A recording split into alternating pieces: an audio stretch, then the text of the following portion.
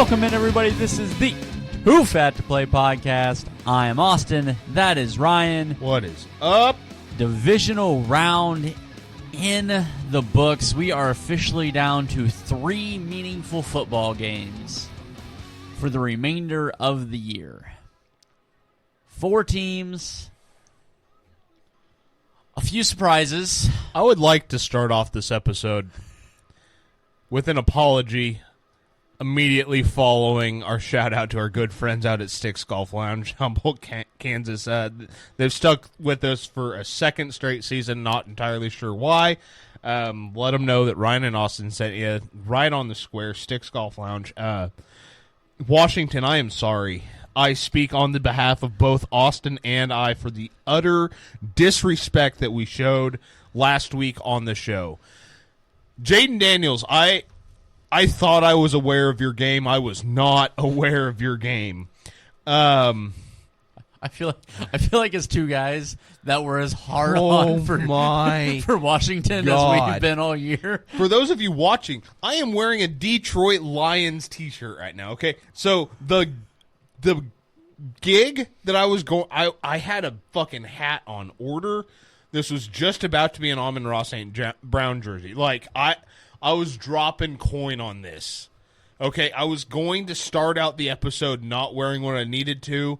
I'm just like, hey, real quick, run through the intro. I'll be right back. Throw it on, kick in the door. Like, I was going to have everything set up. We got to Kansas City, walked into fucking locker room. Game is just kicking off. I just sat through an entire fucking bar watching the goddamn Chiefs game in Kansas City. If you're not a Chiefs fan and you know football and you're watching it going, holy shit, obviously nothing changes the outcome of this game, but this is just a shit football game. And you're watching with a bunch of fucking Patriots fans. Fucking aggravating. We get out of there. I'm like, all right, I'm going to go get me some Detroit stuff because I'm going to have fun when we go to record. So I walk in, first thing I see is this shirt. I was like, I like that shirt. And it's also a quarter of the price of the jersey. So I was like, I might not get as much trouble. They also had no Lions hats. Just an FYI, unless you're in Detroit, they don't sell those apparently. Found more fucking Niners stuff than Lions stuff. Crazy to me this year. So literally, I walk in, I look up, Jahmyr Gibbs goes in, scores. I'm like,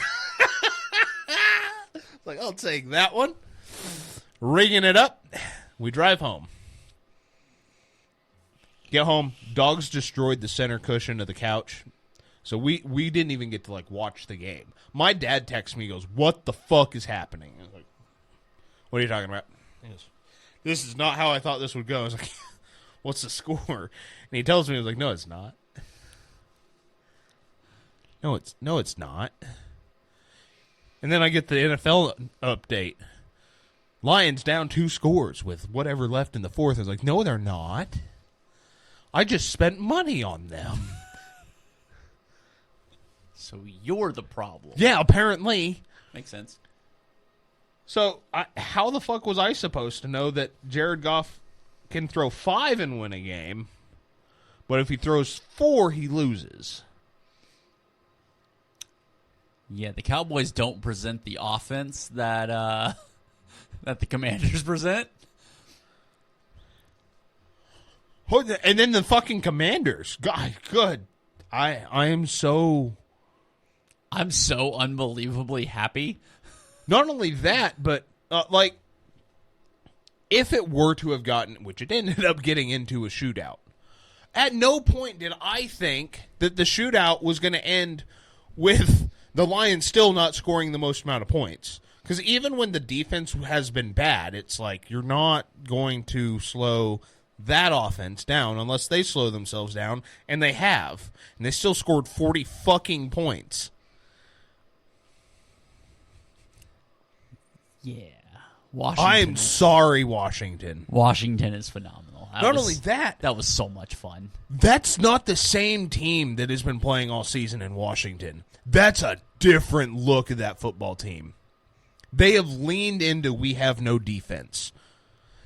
You better take all of your time to score. Like, Saquon is going to have 400 yards and 7 touchdowns this weekend. It's not going to be enough because they're just going to go, he's got the ball, let him score. Because we'll nickel and dime you all the way down the fucking field. That's their MO. Yeah. So I'm interested to see how this iteration of Washington plays against Philly. But I am stoked for that game. Like, part of me's upset that it's the early game. Don't get me wrong, Chiefs Bills We've been to that game. That deserves all of the primetime hype. And you cannot, we'll get into this later, but the NFL wants that to be a shootout.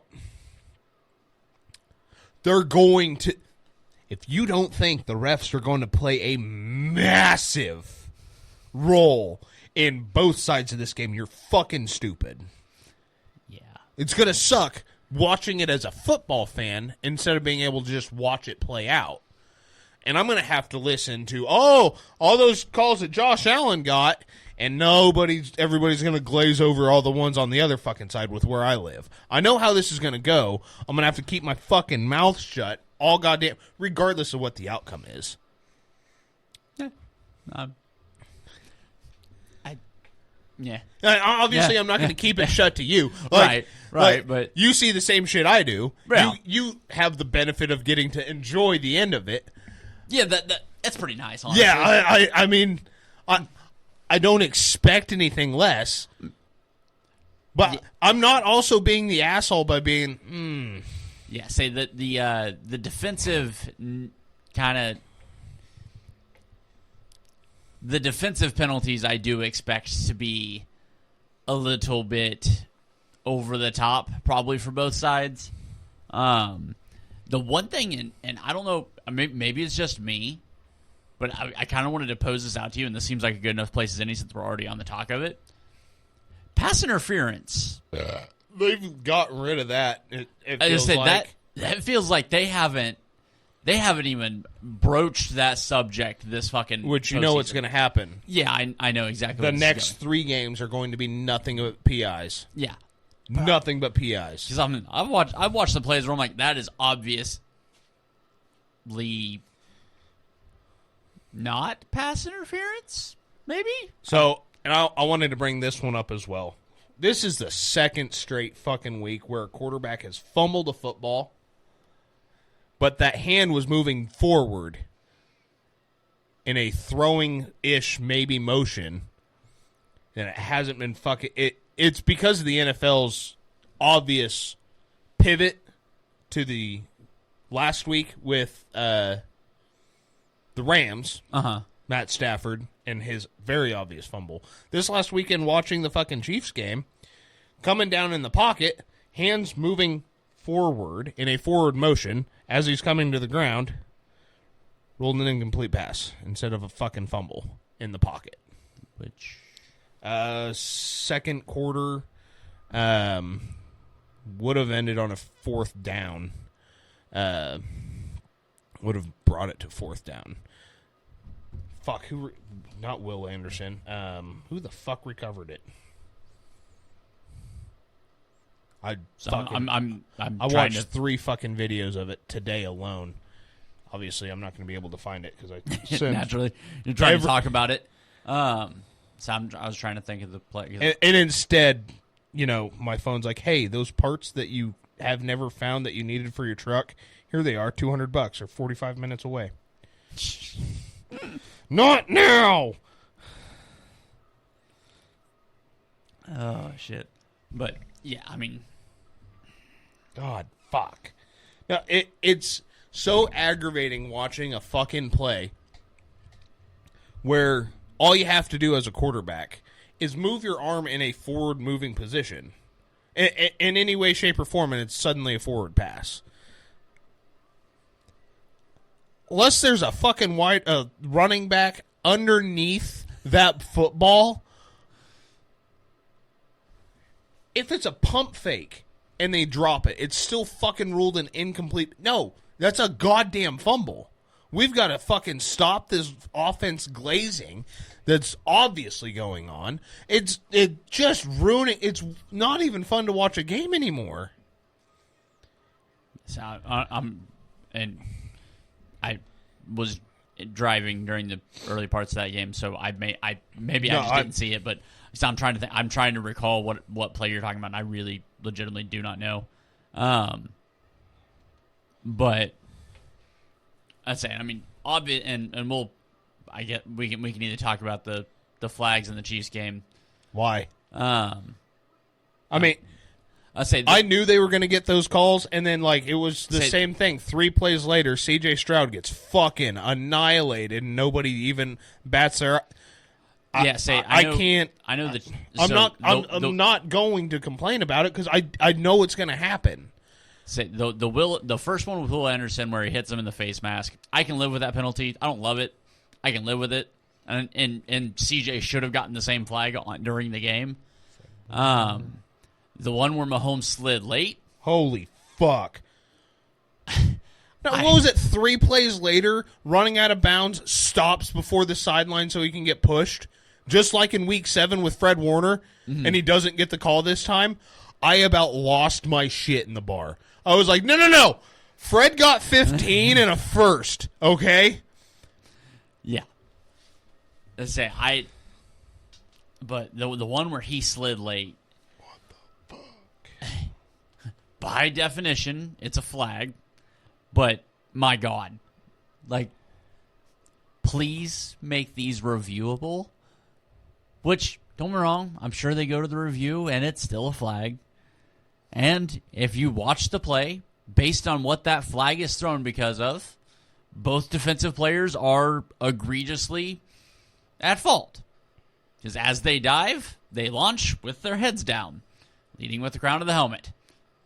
But my God, dude, they smoked each other in the fucking face. Hey, stop it. But I mean, we've just come into this gigantic. I cannot fucking believe I can't find that video. I know I saved it fucking somewhere, but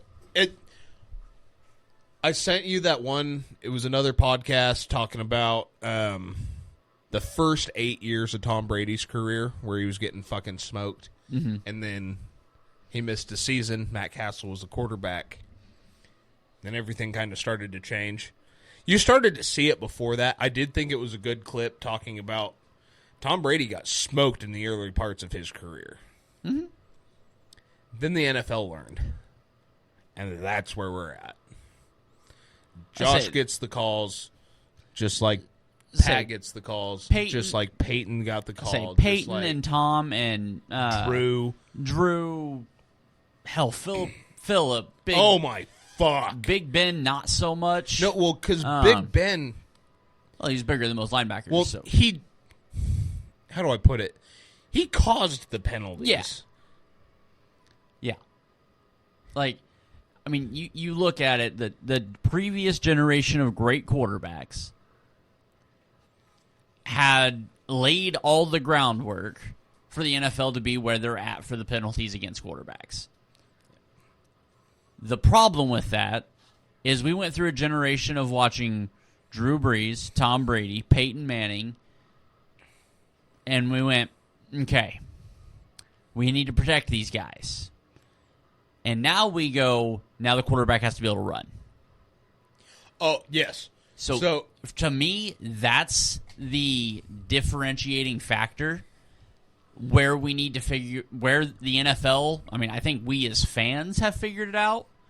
That's where we need to draw the line. Right. When your quarterback turns into a running back, whether it's Mahomes, whether it's Allen, whether it's Hurts, whoever. It's going to get somebody hurt, but I'm going to go ahead and be the asshole that says it. There's been other assholes that say it, but the 15 people that listen to us week in and week out may or may not have heard this. You want to fix it? As soon as you leave the pocket and you begin to run, you make an actual effort to get past the line of scrimmage. Obviously, there are times quarterbacks will sit there and they will run up to the line of scrimmage. That will forever be a gray area, trying to make that pass. Yeah. which is why there's also no forward passes beyond the line of scrimmage. I say once you get past that line of scrimmage and you are headed for a first down, you are now the same fucking thing as what everybody wants Lamar Jackson to be, a running back. You're a running back. If you can't handle the hits, because I've made it no secret that I am the biggest Josh Allen fan out there. I think I've seen that motherfucker slide 3 times feet first. He is every bit head first into the fucking pile. I watched Cam Newton do it. It gets these motherfuckers hurt. If you can't handle it, stay in the fucking pocket. This is football. Yeah.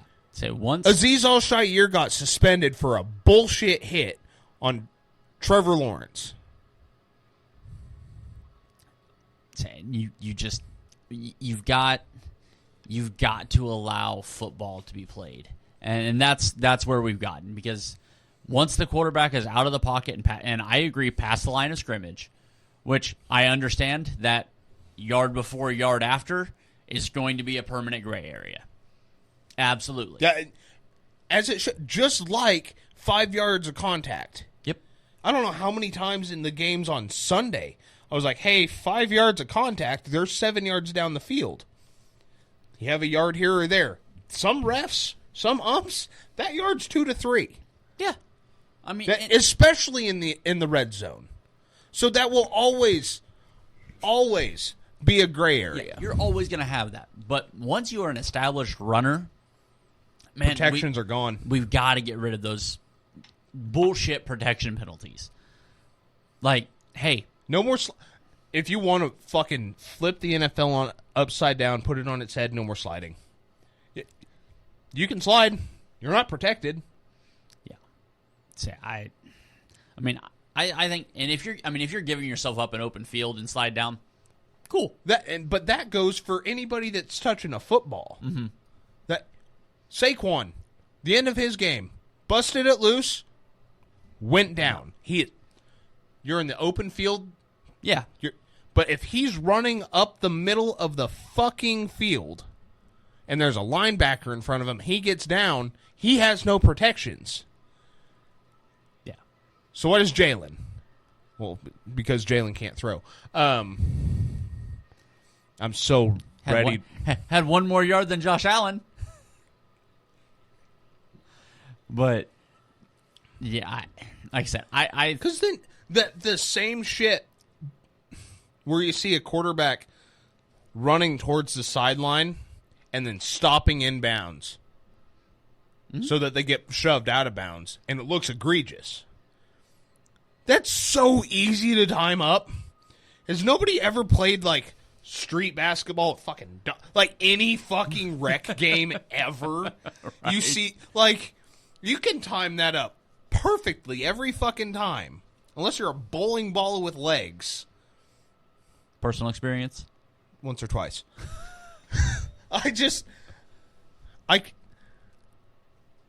My quarterback runs. Yeah. He's supposed to get lit the fuck up. You want to know what made Michael Vick so invigorating? Steve Young, when they ran, they had no protection. They were running for their fucking lives. Yeah. Like I said, I would like to see us get to a point where we can get away, especially from those calls, man. It's also going to force better quarterback play. More cerebral quarterback play. Yeah.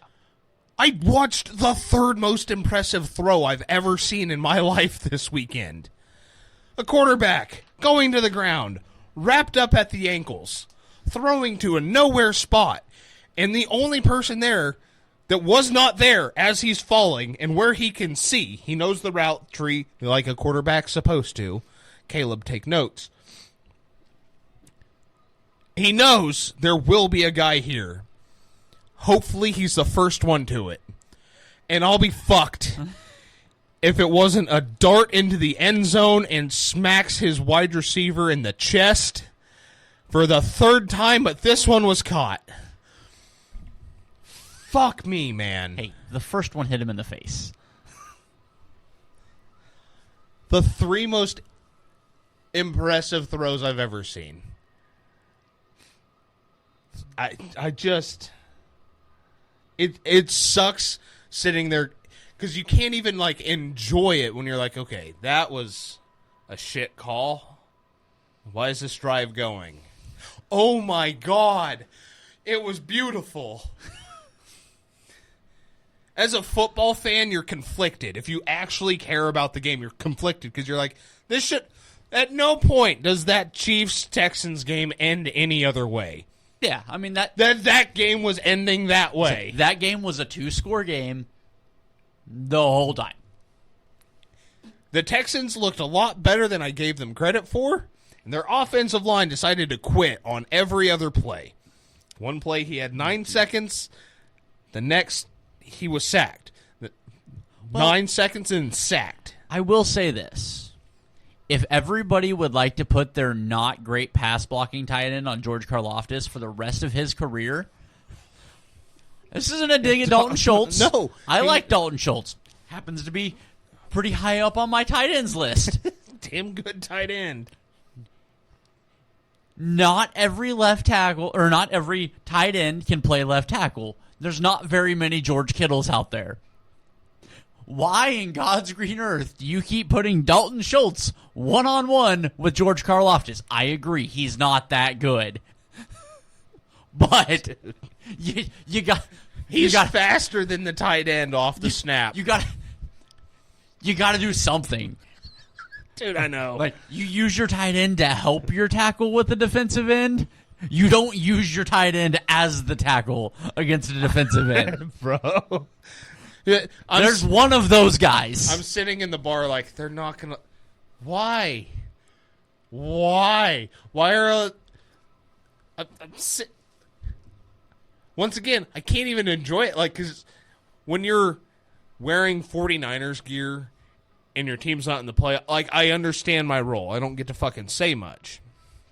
I do feel like I have a slightly more expanded view of the NFL where I can look at it critically, not just from a fan standpoint. I can look at it and go, ooh, that's bad, that's good. Try that one again. We'll come back to it. That was good. Don't do that one again. Don't ever try that again. Yeah, but watching everybody cheer for Carl... This is going to sound bad.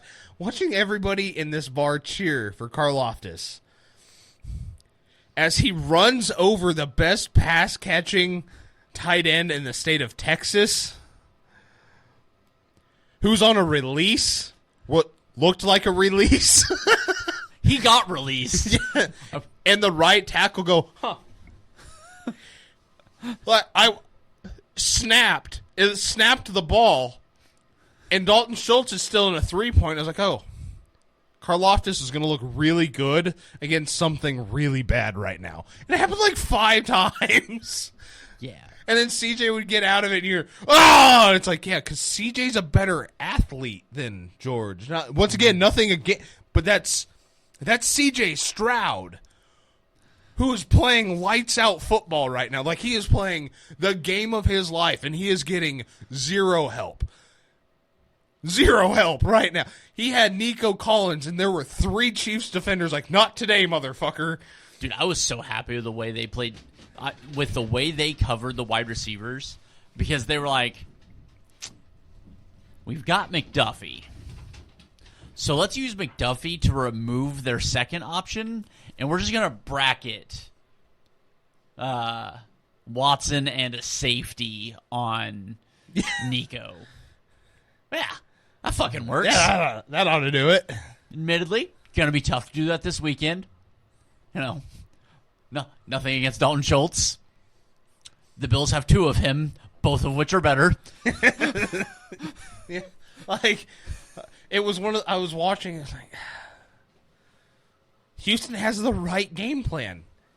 They have no right side of their offensive line this week. I don't know. Did they leave them? Their offensive line has been so patchy all year. I don't know. And last week they played so good. It had hope. It was like maybe in the playoffs it's gonna click. Nope. No. I was clicked. wrong. Just the Chargers chargering, man. No shit. All right, let's get into another game here. We've already kind of hit Washington and Detroit, but Washington, once again, I am sorry for the words that were said on this podcast. And if there's anything that we can do to repay you, please let us know. We will do everything in our power to do so, but we have a major task for you this weekend. L.A. falls to the Eagles. It kind of played out like I thought it would. There is something to be said about football in the snow. Yeah, you have to have a good running back and an offensive line. Correct. Not a 42-year-old quarterback with broken ribs and Puka Nakua, who looked phenomenal again. And again, to the point of there's something to be said about football in the snow because you know it's going to be messy, you know it's not going to be perfect, you know it's going to be grimy, it's going to be gross, you know what you're getting with snowy football. Heavy dose of Saquon fucking Barkley. A very heavy dose of Saquon Barkley. And the Rams were so inadequately prepared for snow, and I don't think it has anything to do with their game preparation. That team, the way it's constructed, is not going to be good in the snow. They were better than you're telling me that a team from L.A. doesn't know what to do in cold weather?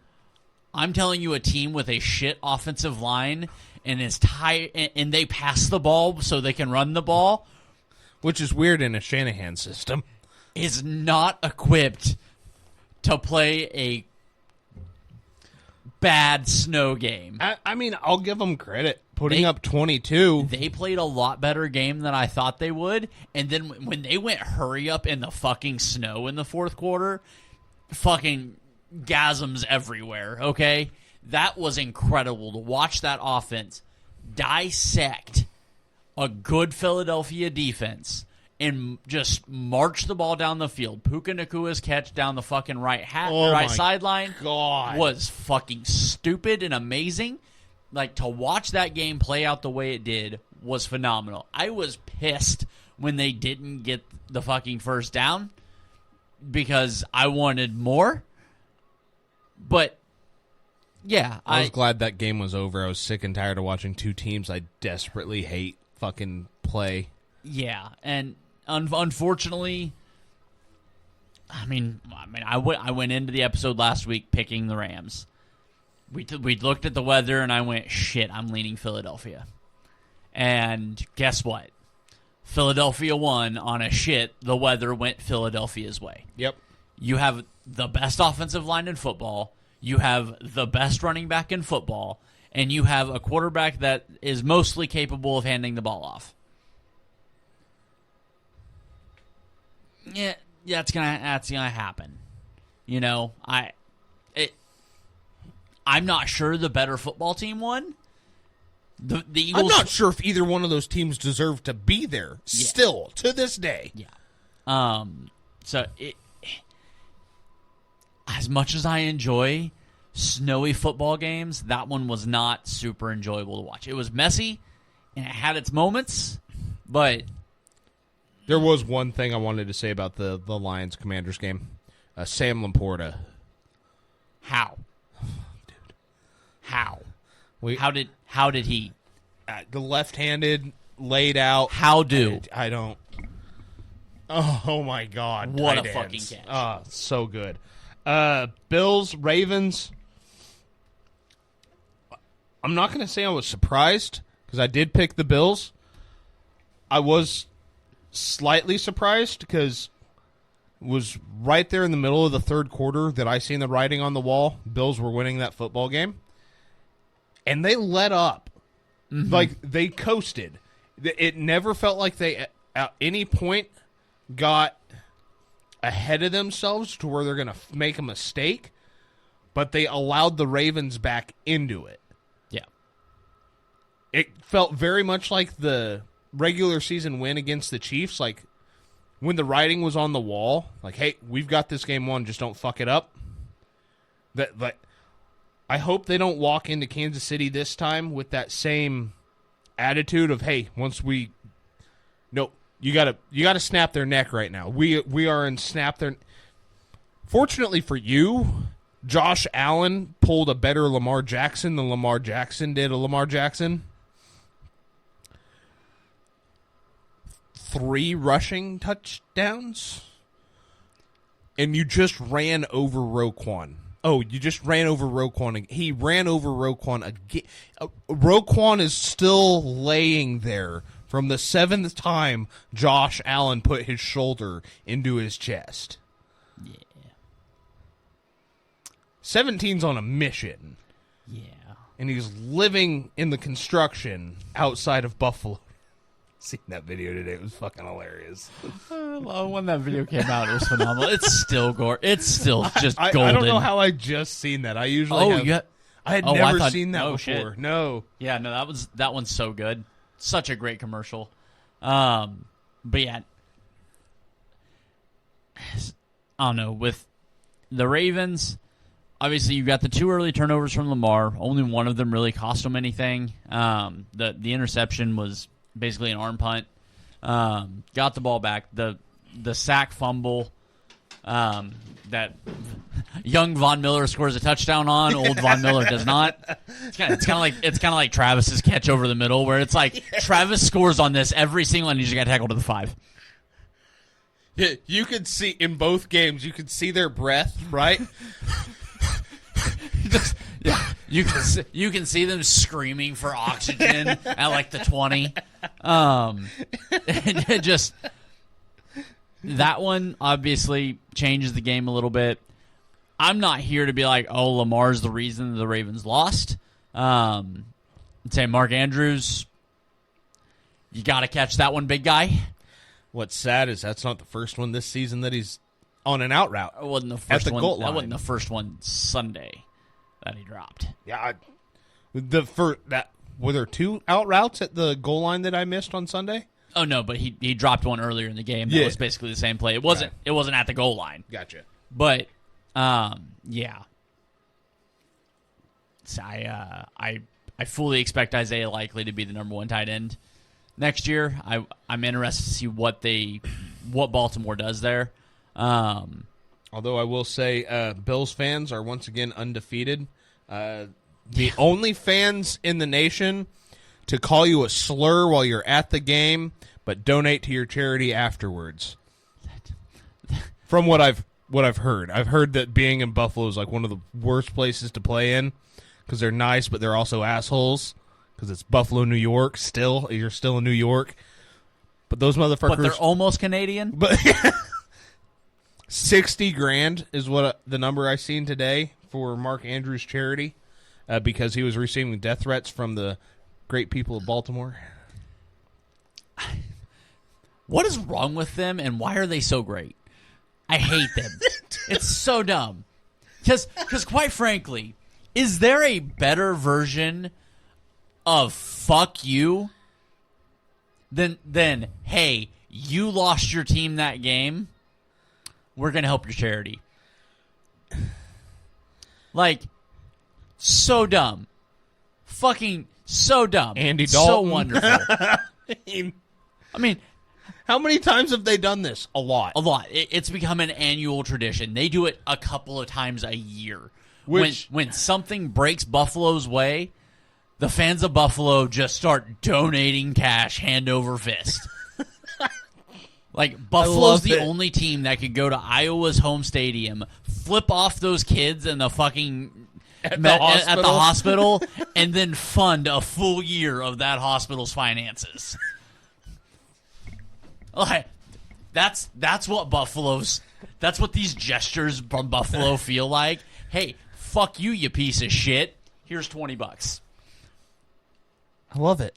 So dumb. I love it. So fucking amazing. I absolutely love it. I don't understand them. Outside of that, Buffalo kind of did what I thought they were. They sat there and they smacked Derrick Henry in the mouth the first half. Apparently, that's how you slow him down. I wonder who could have called that. Yeah. Anybody that's watched a Chiefs-Titans game the last 8 years. Say, anybody that's watched the Chiefs play Derrick Henry, it's been the same story. You smack him in the mouth. If he's not getting the football, you run over him. Yeah. If he's on the sideline, you send a gunner out to hit him. Like, you just keep hitting the guy.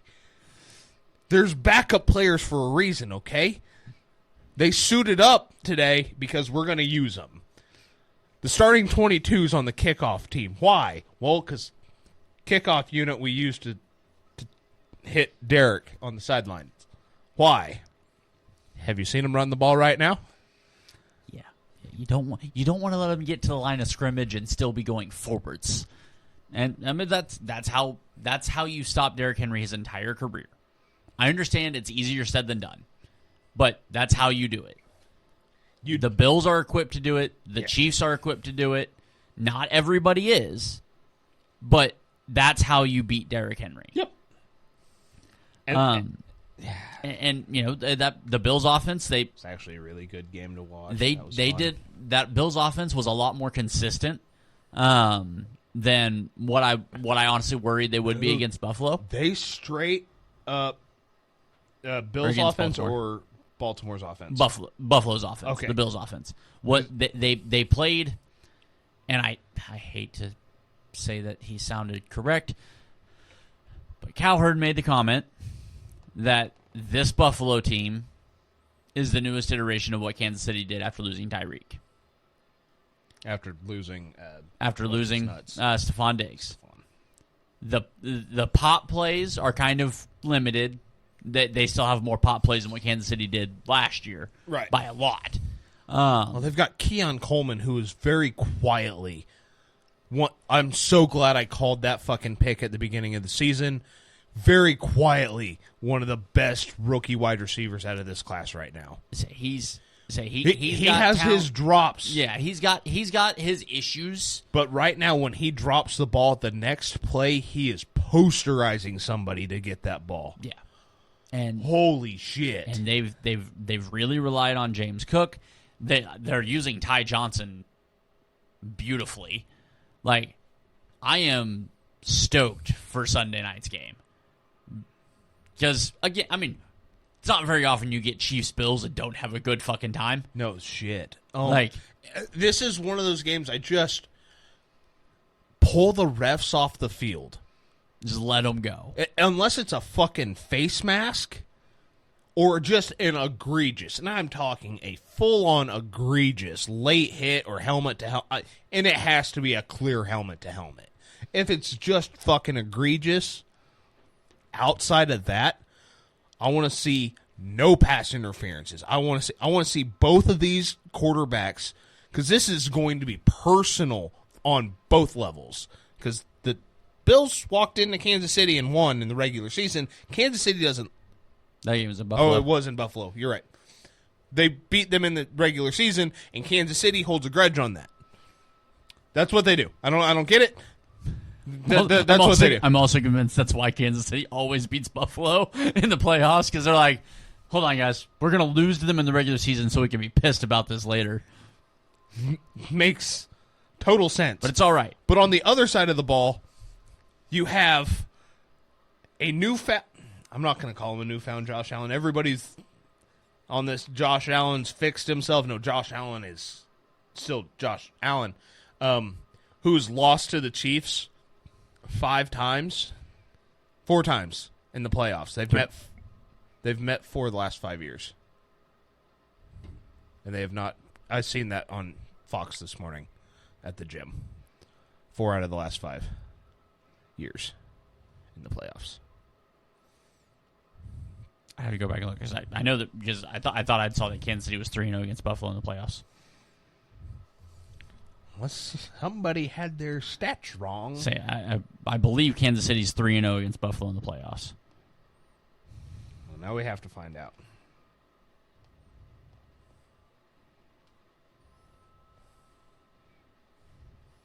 But the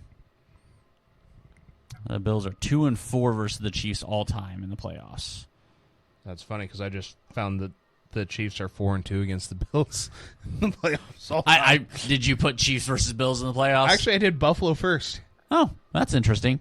So yeah, so this iteration of the teams, the Chiefs are 3-0 against Buffalo in the playoffs. They beat them in 2001, 20. They beat them in 21, 22, and 24. Okay. Ooh, they had their shit wrong earlier. I'm gonna sue. Regardless, 3 of the last 4, not 4 of the last 5. It was either ESPN or Fox Sports 1, one of the two. They are getting a letter. You can't fucking write. That's why I'm married. She can write it for me. So that's why Buffalo's pissed off. They're like, we can they have to get over this hump. They have to get over this hump. This cannot be a continual thing. This is why the refs have to just be pulled from the game. This has to be like, pick a random person in, let's see. No, they wouldn't know what the fuck they're doing. I was going to say grab a Cowboys fan, but they don't actually know anything about football. Who would be a Panthers fan? No ties to either team. They're on the phone the entire time. Did you see anything? Nope. What? Nope. But that looked like a no. That was a helmet to helmet right there. Throw the flag. You sure? Yes, I said throw the gun. That's what they need. They need a fucking Panthers fan. I'm not disagreeing. Yeah, dude. Because I mean, unfortunately for Buffalo, they're kind of at a point where they kind of have to win the Super Bowl twice to win the Super Bowl. Because you've got to beat Kansas City, which is kind of the Super Bowl, and then you're going to have to play in the Super Bowl. Which it's, I don't want to say it out loud, because if it's Washington, I know what's going to happen. But I'll throw it out there. This might be the easiest road to an AFC Super Bowl championship I've ever seen in my life. Because I don't fear fuck all with the Eagles, and Washington's young. Not just a little. Washington just got rid of an owner, hired a new head coach, rebuilt everything young. They are 1 year... Sorry. They're not a full season into this motherfucker yet. Okay, this isn't like the Packers are a young team. Where they're 5-6 years in, they've kind of got all their pieces right, still at the very end of their rookie contracts outside of quarterback. No. Rookie season for their quarterback. Greatest rookie season we've ever seen of all time, and I'm not going to debate that. I know you don't want to debate that because you agree with me. Right. You mean it's not Caleb? Wasn't even in the conversation. They punted a lot. So, at what point do we look at this and go, oh my God, one of those two teams is winning the Super Bowl? Because they're in the AFC right now. That it's either a three-peat or Buffalo finally lifts a trophy and New York pulls an LA and catches on fire.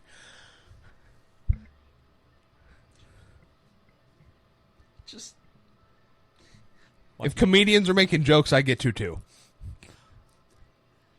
They're funny. You're just disfigured. I'm funny looking. It's the same thing. Fair enough. So, I'm terrified for this next weekend because I know what I want. I am so rooting for a Josh Allen Super Bowl just so that I can flip everybody I know off that's ever told me Josh Allen's a shit quarterback.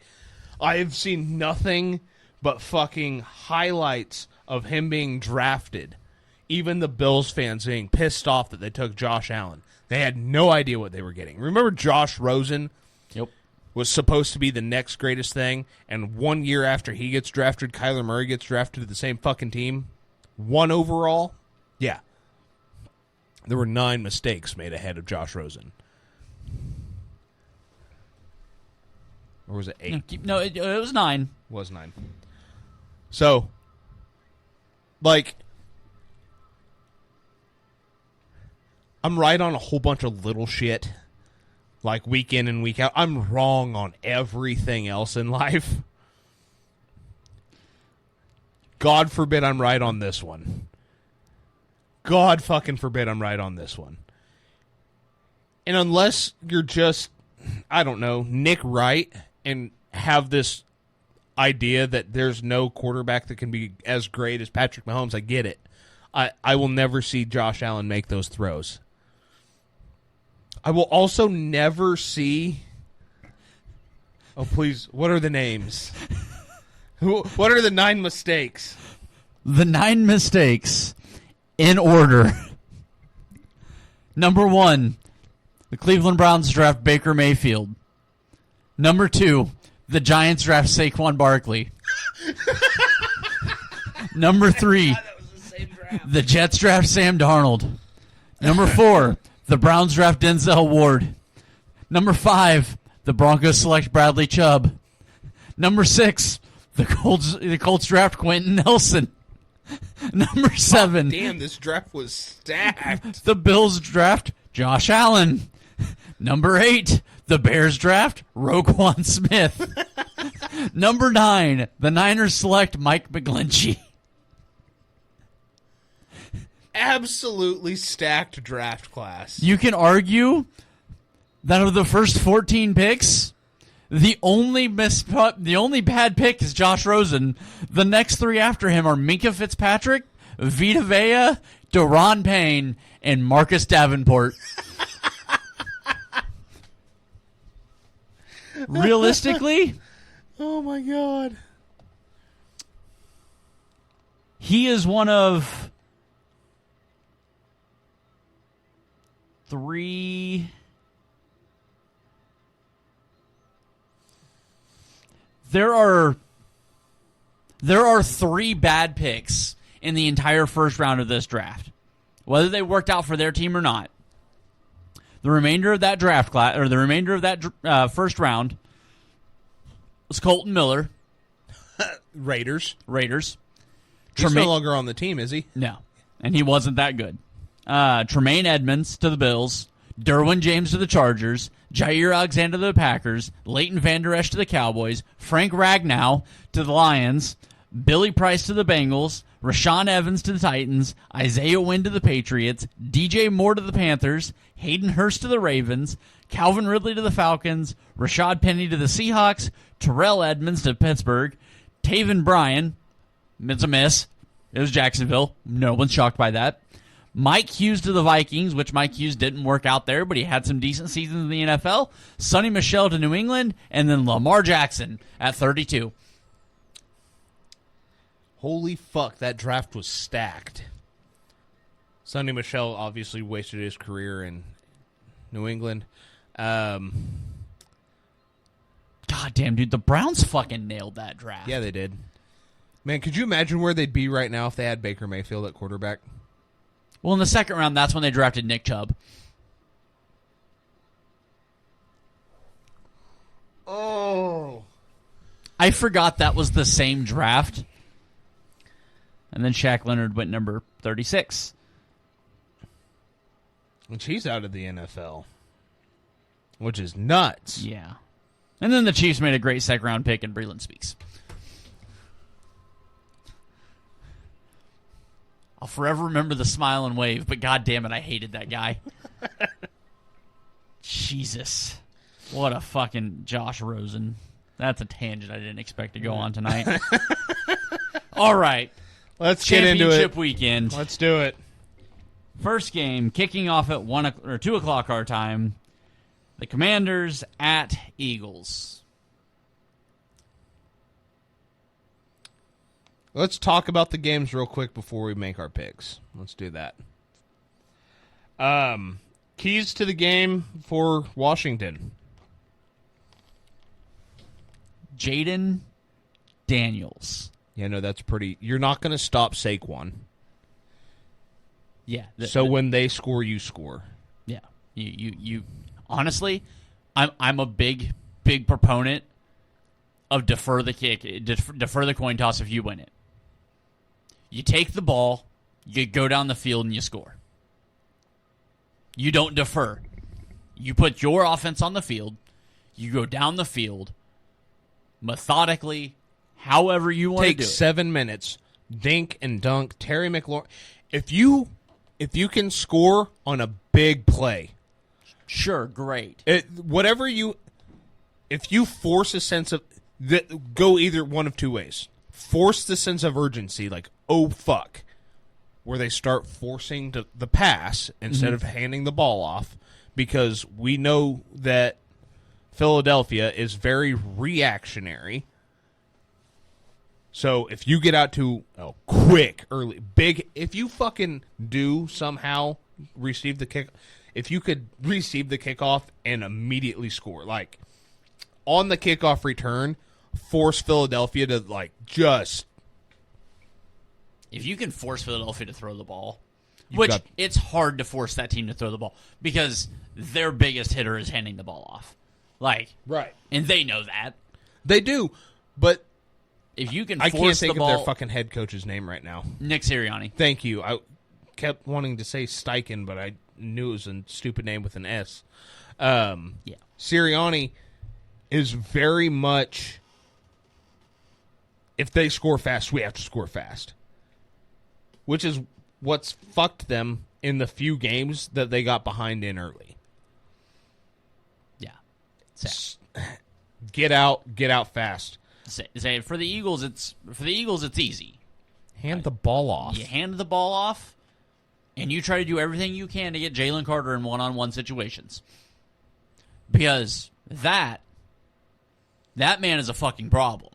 That guy's fucking scary. To be that big, that fast, should be fucking illegal.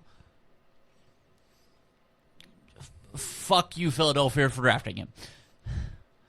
Because that guy's a fucking terrifying monster. So I think realistically, you do what you can to get Jalen Carter as much one-on-one time as you can, which obviously Washington's going to go, we have to double that guy. Right. But you do that, and then you turn around and you gotta treat Saquon kind of like you do Derek. The only problem is Saquon is a hell of a lot harder to catch in the backfield than what Derek is. You've got to hit him. You've got to hit him early, which behind the best offensive line in football is fucking tough. Everything I know about football screams to take Philadelphia here. I agree. They're outside. They're still going to be cold. You've got a run game and defense. You know what wins in the playoffs? Run games and defenses. Wins playoff games, but it doesn't seem to win championships. Well, correct. You know what I've seen win the last couple of championships? Being able to run the score up. That's one thing that, for some reason, as good as Philadelphia is on offense and running the ball, they cannot run that fucking score up to save their life. Yeah. They always stall out on 2 or 3 drives. And I just watched Jaden Daniels.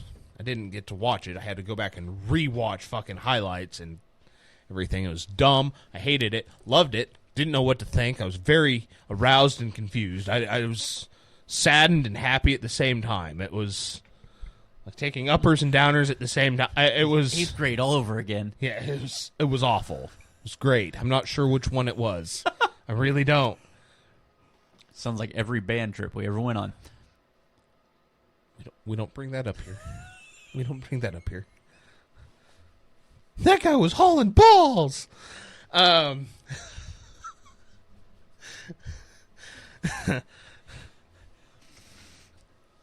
Yet the one team that seems to run them up better than anybody was Detroit. And they got ran up and filled in by Washington, of all fucking people. Yeah. Washington's offense is so good, they do not... We can try and blame all the defensive injuries had nothing to do with it. The Lions, for the first time all season, were like, holy fuck, we have to play catch-up. Yeah.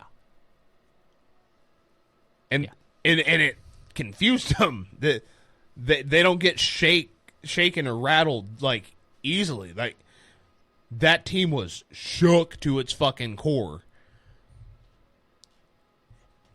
Nick Sirianni gets shook easily. Yeah. I want to go ahead and make our pick for this game. I think we're both leaning the same way. I believe so. I'm taking Washington. That offense, unless Jalen Carter is on Jaden Daniels, like, flies on shit. Like, I just don't see. Even then, he's so fucking quick to get out of the pocket. He can feel that pressure. He doesn't not have a good offensive line. I'm not sure he has a pulse either. I'm also taking Washington. Absolutely horrifying team. To me, and obviously this is coming from somebody that doesn't have a lot of respect or appreciation for the Eagles, admittedly. But I saw a post earlier, so I'm not the only one that thought of it. The NFL, we all know how whether it's scripted or not, we all know how the NFL works. There's always a story behind it. There's always something that this means this means this. And I think for this weekend in particular, there's one team that stands out. If Washington wins and wins the Super Bowl, it'll be the first starting rookie quarterback to play in and win the Super Bowl. If Buffalo wins, it's Buffalo's first championship. After all the heartbreak that city and team have gone through, you finally get there. Kansas City's obviously the three-peat, doing what nobody's ever done before, putting the Michael Jordan touch on Patrick Mahomes, getting the elusive three-peat, getting the impossible three-peat. If the Eagles win the Super Bowl, we'll forget who won it by March. Like, aside from Saquon double middle fingering the Giants the whole way down the parade, what's the storyline for this Eagles team? So, I'm glad that you bring that up, because I was kind of thinking about that as well. Because I do not believe that the games are rigged. I do believe they are heavily influenced. And I do believe the NFL likes to create storylines. To me, it does, on the AFC side, which one are they going for? Are they going for creating because they've already established Kansas City as the villains in this story. Just like the Patriots were for 20 years, Kansas City's your villain. You have to, at some point, establish a hero. Somebody to break up the monotony. Mm-hmm. Right now, your best option, and I've been saying it for 5 years now, has been and will continue to be. They tried with Joe Burrow. He lost that Super Bowl. You cannot convince me otherwise. If it wasn't for Jaquiski Tart dropping an interception, he still would have lost that Super Bowl. Like, you cannot convince me that the NFL does not look at that Chiefs-Bills game and go, how do we want to influence this? Influence, not rig. Rigging it will change.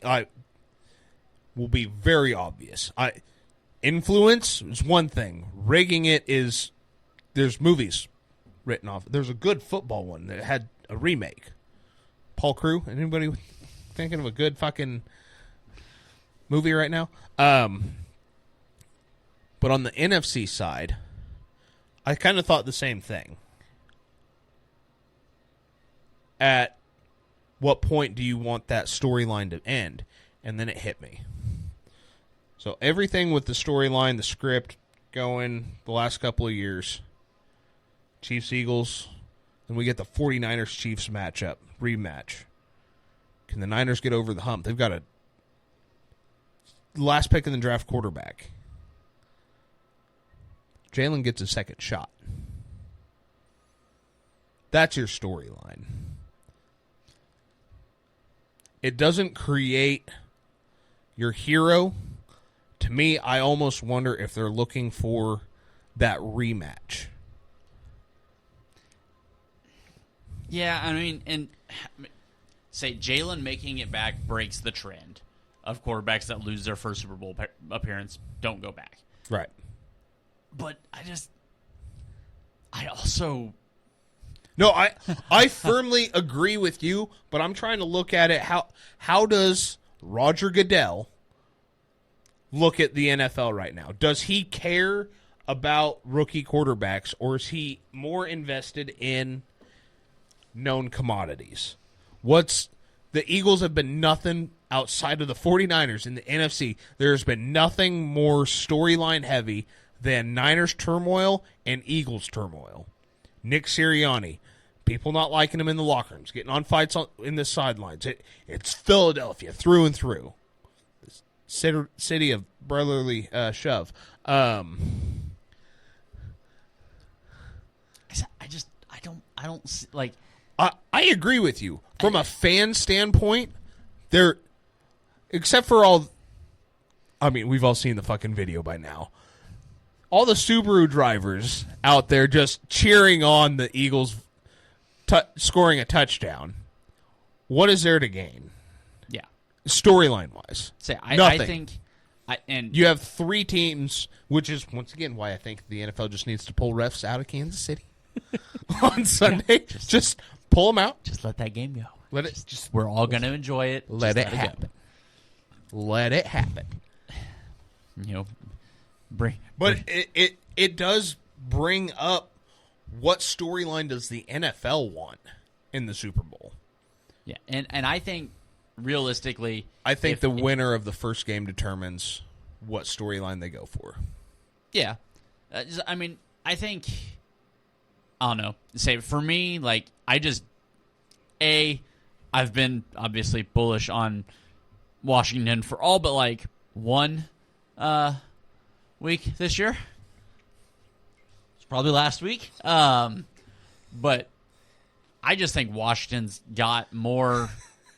I don't know. I think they're a better story. I think they're better coached, and it's not close. No, I think they're a better team. And outside of the offensive line, I think there is more talent on Philadelphia's side. I think there are better players on Washington's side. Yeah. I mean, aside A.J. Brown is a great talent. Devonta Smith, great talent. But you've got De'Ami Brown. We like him. He's not a huge NFL name, but you watch him play football on Sundays, and it's like, that guy's a damn good wide receiver. Scary Terry. You've got Zach Ertz. Brian Robinson. Yeah. Big resurgence after getting shot twice last year. Yeah. They have Austin Eckler, who doesn't run for much. Question.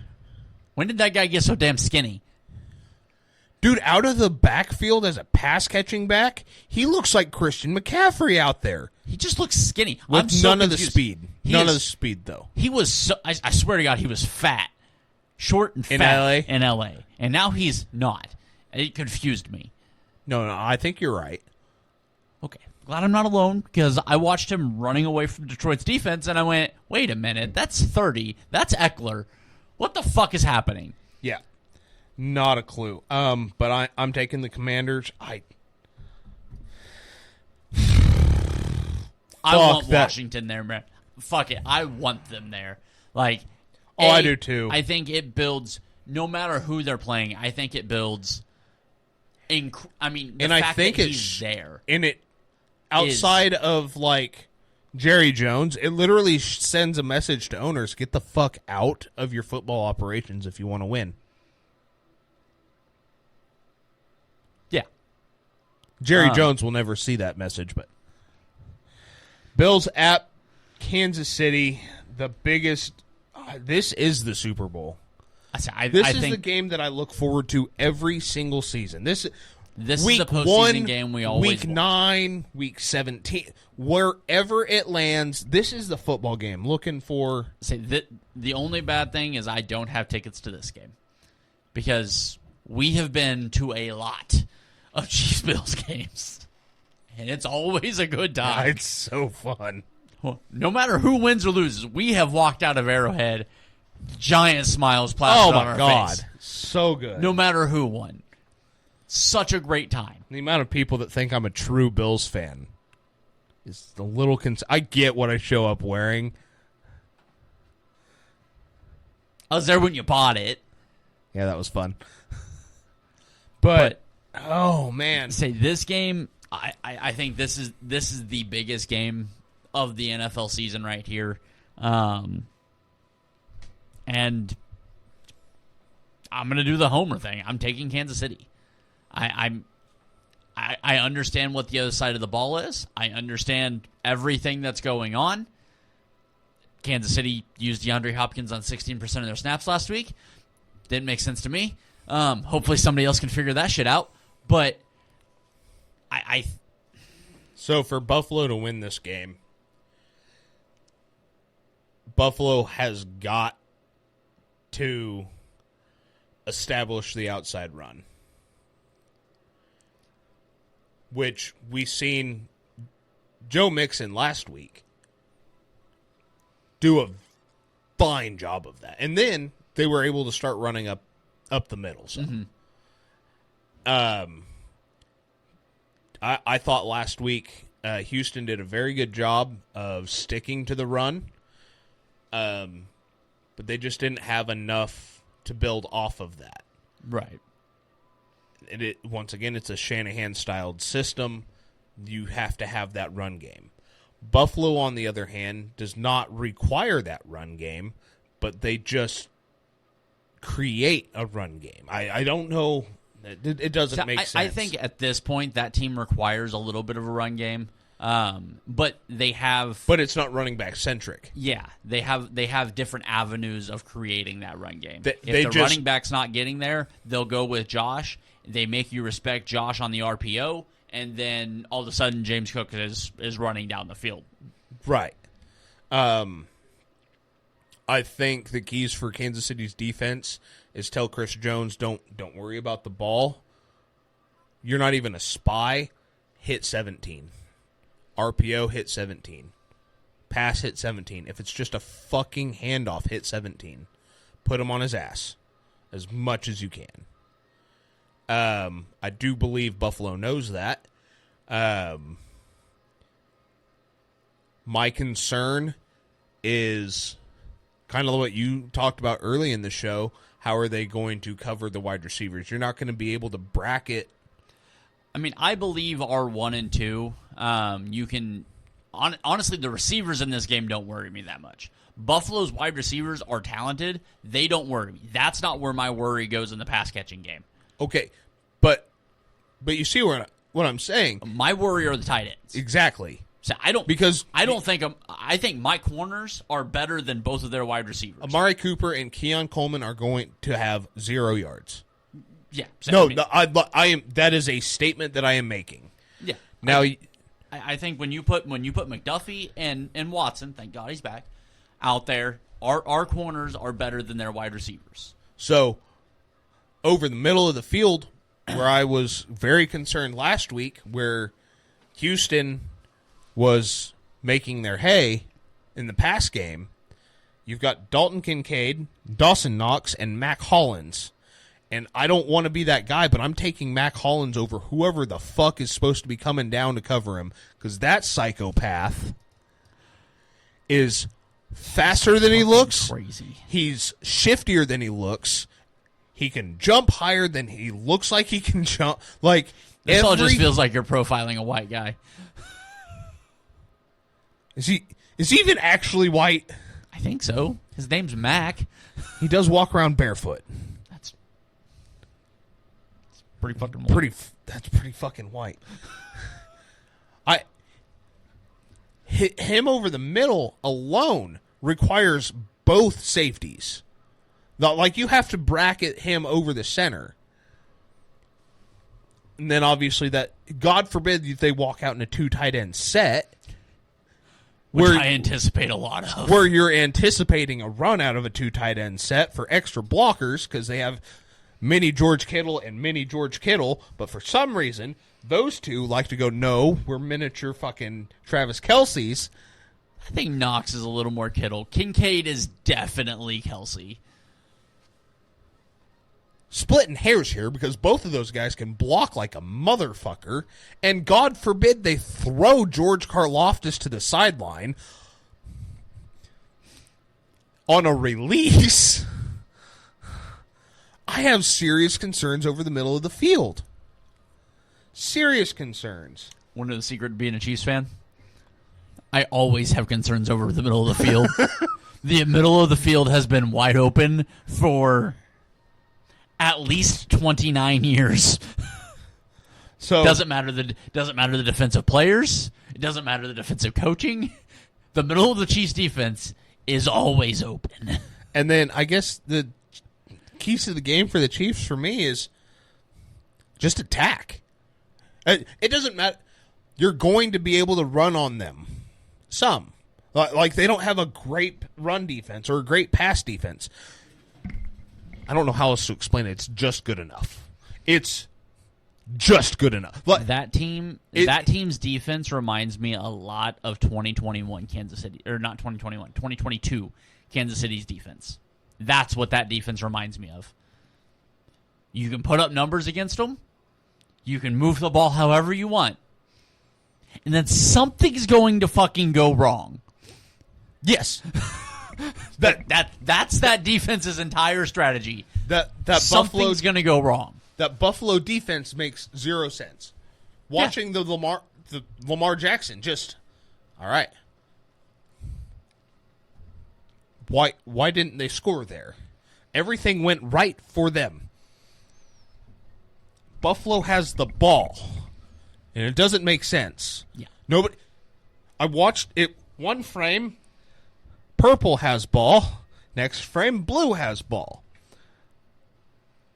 Both of them are confused. Nobody knows what happened. It doesn't make any sense. So Kansas City, just attack. Just attack. Yep. I agree with that wholeheartedly. I mean, you've got... Because this is going to sound like a attack on the Chiefs' offense, and it's not supposed to be. It's just where we're at in the evolution of both teams. You're not going to win the shootout. If, for whatever reason, once again, I do believe it's just over the middle. They got to turn into Shanahan for some reason outside of the Super Bowl and just go over the middle. But if anything on the perimeter opens up and it's a fucking score fest, I have serious concerns. Oh, I mean, I'm fully convinced whoever gets to 30, if somebody scores 30, they win. This is going to look a lot like the Baltimore and Buffalo game. Whichever way it ends, I don't know. My brain, just from watching football for the last, 21 weeks in? 20 weeks in? 19? I think this is week 20, if I remember correctly. 21. Last week was week 20. We're 20 weeks in, going on to week 21. The Buffalo Bills have laid out just a better overall football team. My heart, being in the Josh Allen camp, is yelling and screaming to pick the Bills. For some fucking reason, my gut's like, hey, dipshit, you've seen this one before. You ever watch a movie for the 14th fucking time? Seen how it ended? No matter how many times I've watched it, Bruce Willis has always been dead the entire time. Yeah. Exactly. My gut's telling me to take Kansas City, and I have to follow my gut. I have to. I hate it. I'm not going to root that way. You knew I was not going to root that way because honestly, I expected you to be very loud in picking Buffalo. So. No, I can't. And it's got nothing to do with the Bills so much as it does with the Chiefs. It's the fucking black magic of all season. They've had this stupid it's not even aura about them. It's just week 1 against Baltimore. To borrow a line you've already used. To borrow a line you've already used. It's been just enough all year long. And to use a line that you've used the last 4 weeks, at some point it's going to catch up to them. Right? Did last week with the fucking Lions. Does it this week with the Chiefs? I don't know. Last year at this point, I was the big dick in the locker room. You want to know why? I had 1 loss. I am on like 8. I don't know. Do me a favor. Do not buy a Chiefs shirt this weekend. I ain't buying shit. Bought a fucking Giants hoodie the other day, and you know what the Dodgers did? Signed 14 other fucking players. I was like, why the fuck did you buy a New York Giants hoodie? Look, I'll buy a lot of football team stuff. The New York Giants will never be one of those. You understand my confusion? Yes. I get there is a Giants jersey up here. But that's a Monty fucking Toomer. I still, once again, I don't know what a Monty Toomer ever did to anybody, but no, I'm taking the Chiefs because my gut is just fucking yelling at me to. And to me, it makes no sense. I look at this football team. I look at how they've played. I look at the mistakes Patrick Mahomes has had all fucking season. I look at the way their running game operates and how the Bills' run defense operates, and they don't match up well at all. Either way, it's like, ooh, they're going to run all over you. At the same time, you're not going to be able to run on shit. For me, the Chiefs and the playoffs have just been like against Houston. Watching it. And in real time, you can watch it. And you'd be like, if the Chiefs just start Kareem Hunt, I think they blow everybody out. But they keep playing Isaiah Pacheco. I love Isaiah Pacheco.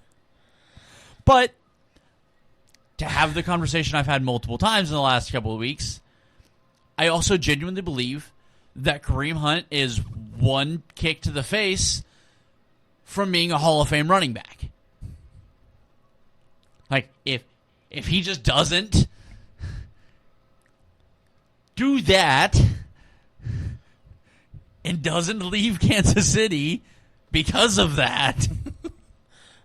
For 19 weeks, I watched 2 teams just blow everybody out of the water and stumble every now and then. Last 4 years, the Bills have been 3 games, 2 games skid. 3 games, 2 games skid. This year, they're going to skid. God damn, they put up 90. Okay? Obviously, this is week.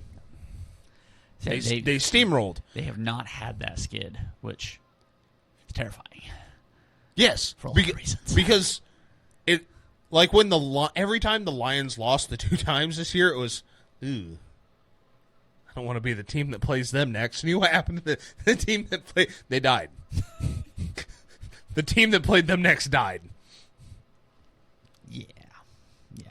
So, like, I've been watching the football. I'm like, ooh, the Chiefs game this last weekend, I was like, neither one of these teams is playing good.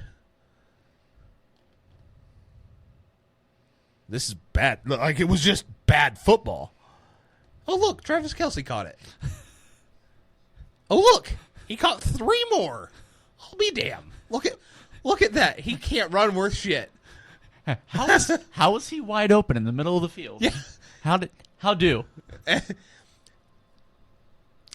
And I just know that for some reason, and it's going to happen exactly like this, when Travis Kelce gets that ball in the middle of the field, he's going to throw DeMar Hamlin off of him, and Taylor Rapp is going to come out of nowhere because he got carted off the field last week. The only problem is, as he goes to level Travis is going to be throwing a lateral to Xavier Worthy running across the field the other direction to nobody in front of him. Yes. It's time expires. Chiefs win 29-27. Yeah, some bullshit. Because they're still not going to score 30. No. Dude, that's my biggest goal, is the Chiefs to win the Super Bowl and never score 30 points. And I hope they score a touchdown as time expires or score a touchdown in overtime that puts them at 29. Because fuck it, I'm here for it. I don't know. So right now I've got a Commanders-Chiefs Super Bowl, and obviously at that point I cannot take the Commanders to win. That just... I mean, unless he really is Luke Skywalker. Let's just cut that shit out right now. Because at this point, that's kind of what that feels like, right? Yeah, it does. Because Kansas City's the evil fucking empire. That is Darth Vader. It's fucking Palpatine. What the fuck are you talking about? That's Andy.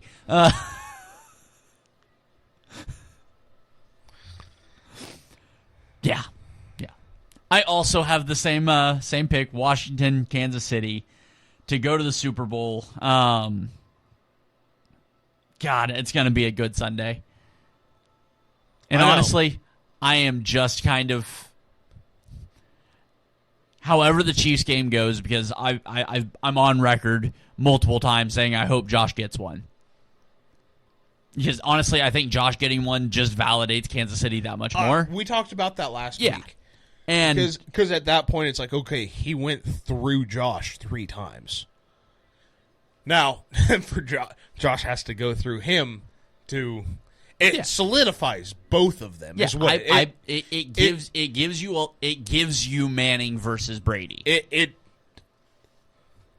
I think if the NFL, and I hope they're not listening, because God, I do not want it to end this way. If the NFL truly wants to create a narrative, it's a Philadelphia-Buffalo Super Bowl. Because like you said, nobody's going to remember Philadelphia being there.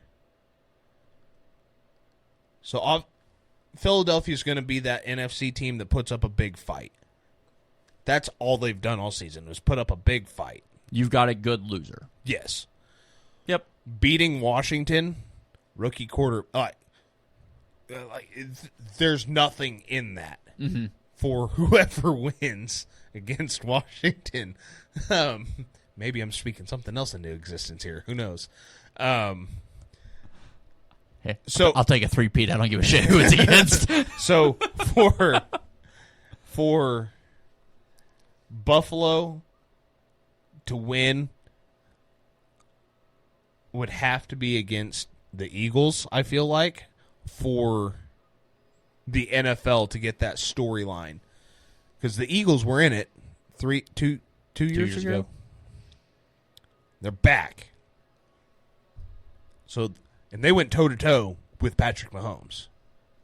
Same team. Hell, Jalen Hurts outdueled Patrick Mahomes. Right. Which is wild when you think of how poorly where he is now. Yeah, no shit. So, in my eyes, that if the NFL is going to push their narrative for their storyline, that would be the Super Bowl. If that's the storyline, we don't know what fucking story. If their storyline's Washington because they're leaning into the underdog thing, thanks for doing that a year late, motherfuckers. Brock Purdy. They were never underdogs. No. The narrative in that is they won with Brock Purdy at quarterback. It's kind of like the Bears making the Super Bowl with fucking McMahon. They won, yeah, and they had this quarterback. This is Brock Purdy's a lot better quarterback than. I'm not arguing that. That's not what I'm saying. That's the storyline that's going to be out there. But you get what I'm saying. Yeah. Now, if their storylines three-peat, then... But if it's Washington...